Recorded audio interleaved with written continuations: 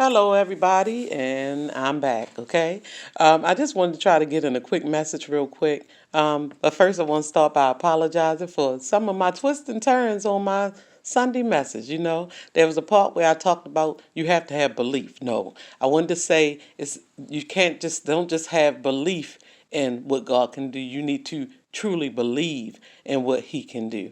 Okay? And I also let Big Greg slip in there by saying I'm on my way, bro. But however way it came out, y'all know still that's the way I feel. I'm on my way. So okay. Now that we talked about that, let's get to today's message, okay? Today's message, we're going to start by saying the old phrase that we used to hear oftentimes, even in school, or our parents might have sent us to school saying, "Sticks and stones may break my bones, but words may never hurt me," right? Okay, and now we also know, due to different studies and things that we've grown to learn, is that words can be very damaging, and sometimes they can do more damage than actually being hit by a stick or a stone. You might hurt and for a minute, but you could possibly heal from those things. Sometimes when it's something that's said to you, it tends to become embedded in your mind, and it's hard to really get rid of it. It actually sticks with you in some way, right? Okay, we're going to start this off in a little oddball way, though. We'll come back to that. And I want to start this off by talking about the movie Rush Hour. In the movie Rush Hour, it was when Chris Tucker was meeting Jackie Chan for the first time and being told, I think he was getting ready to be Jackie Chan, Chris Tucker's partner or whatever. So in this moment, Chris Tucker assumed that Chan could not speak English. So he was asking him all kind of things, and no matter what he said to Jackie Chan, he refrains from speaking, right? So he said absolutely nothing, right? And Chris Tucker sort of became annoyed by that. But over time, when they begin to deal with I don't know if it was an assailant or person on the street, I can't really remember, but Jackie Chan begins to speak perfect. Well, not perfect, but he began to speak English. So he could speak English the whole time. So Chris Tucker became annoyed by this and became yelling and screaming. And he had already said prior to this, he had yelled at Jackie Chan and told him, "Do you understand the words that are coming out of my mouth?" Because he got so frustrated, like I'm talking to you, you're not saying anything. Gosh, don't tell me that they have given me a partner who can't even speak, right? Can't even speak English, right? So when he finds out that Jackie Chan can actually speak, he is lit. He's highly irritated and he's, frustrated and wondering why hadn't he told him that he could speak English, okay? Well, Jackie Chan then responds to him by saying, "I'm not responsible for your assumptions. Not being able to speak is not the same as not speaking at all." Okay? He continues by saying, the reason why I do this, because if you're a person who likes to talk, I like to let people talk. It makes it easier to find out how full of crap they really are. Of course, in the movie, he didn't say crap, but y'all, I'm pulling myself out of that energy, so I don't want to be saying the other word. But nevertheless, you get the picture, right? Okay. All right, so he told him he's not responsible for, his assumptions and stuff like that. Oh, Chris Tucker was absolutely teed off, right? So I brought this to y'all attention just to remind y'all, when using your discernment and your intuition and all those things, pay close attention to the words and the sentences and the entire conversation sometimes. Just pay attention to some of the words that come out of people's mouth that you may be surrounding yourself with, right? Okay, pay attention, because sometimes when dealing with narcissists and people like that, they have the ability to build you up and then tear you down in the same sentence, right? They can do it in a couple of sentences, or they can just do it in one sentence and you'd be like, what in the world, right? Okay, when it comes to sentences, I'm just going to drop this in here a little bit. When you think about the context of a sentence, right? The context of a sentence, in my eyes, is the info which is included in a sentence, which provides more clarity and enlightenment of what and or who the sentence is about, right? That's the way I look at it, right? Because the context sort of is one of those things that It's the part of the sentence that sort of breathes life into the sentence, right?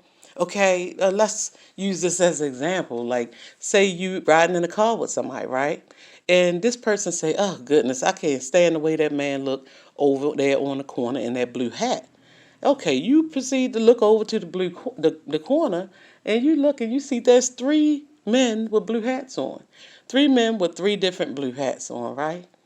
Okay, with the person saying that, it's almost like the sentence becomes irrelevant to you because you're like, okay, which one were you talking about? The one in the white shirt, green shirt, or the one with the black turtleneck on, right? They weren't even descriptive enough, so the conversation almost is irrelevant because it leaves you puzzled. Like, I have no idea who you're talking about. But unfortunately, when we are dealing with the narcissist, they can be very descriptive. They can be use words that's very manipulative and hurtful, right? In sentences and stuff like that. So pay attention. Okay, let's just use another scenario. Imagine you have a cousin named Melissa, right?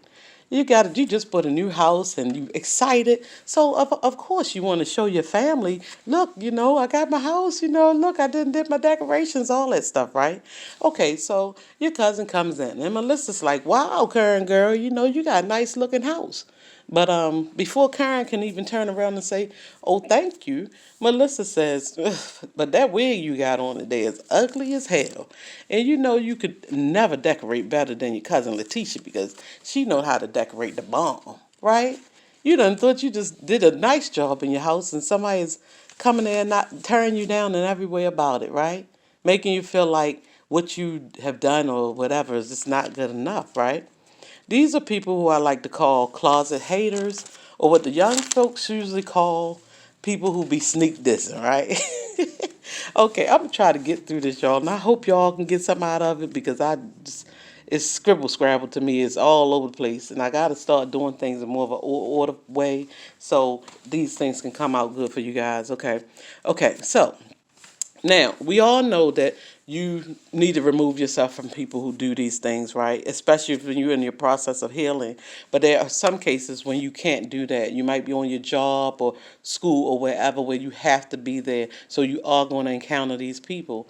When this happens, you have to almost learn how to mentally block them and almost use the same actions in some way that Jackie Chan used on Chris Tucker, right? You almost have to just be like, this person is full of it and let it roll off your shoulder, right? Roll off your back, right? Okay. When doing this, you have to remember that when people come to you like this, you have to remember that your worth is not expendable, right? Your worth is not expendable.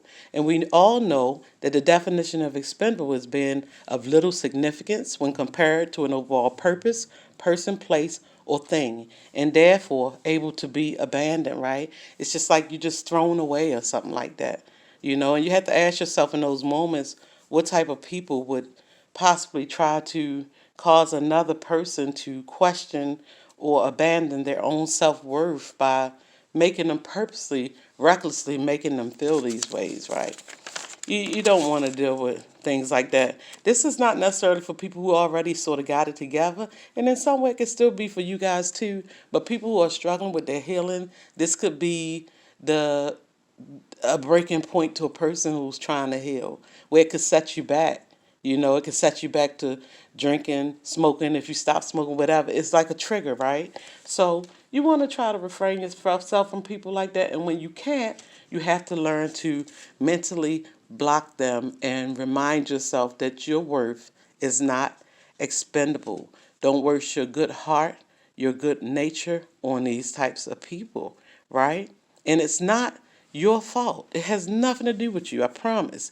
It's normally their own insecurities and unhealed issues, right?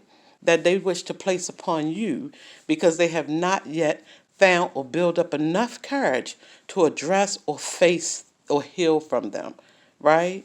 So just keep that in mind. And once again, your worth is not expendable. Now let's go back to that playground, okay? Let's go back to school. Sticks and stones may break my bones, but words may never hurt me. We all know they do, right? Well, there's another thing that our parents used to send us to school to say when we encountered people like this. And it may sound corny now, but back then, we thought it was corny, but when you look at it, it's not such a bad saying, right? And that saying is this. I'll leave you guys with this. It says, I am rubber, you are glue. Everything you say and do to me bounce off of me and comes back to you, right? Okay, guys, that was short. I guess it was brain that short. But I love y'all, okay? And stick with me. I'm going to get into the Narc videos. This wasn't really one of them. This came up out of nowhere, but I do have some already prepared. So just stick with me and we're going to get through a few of them. And I thank y'all for listening. And I love y'all. Y'all already know. Okay, bye-bye.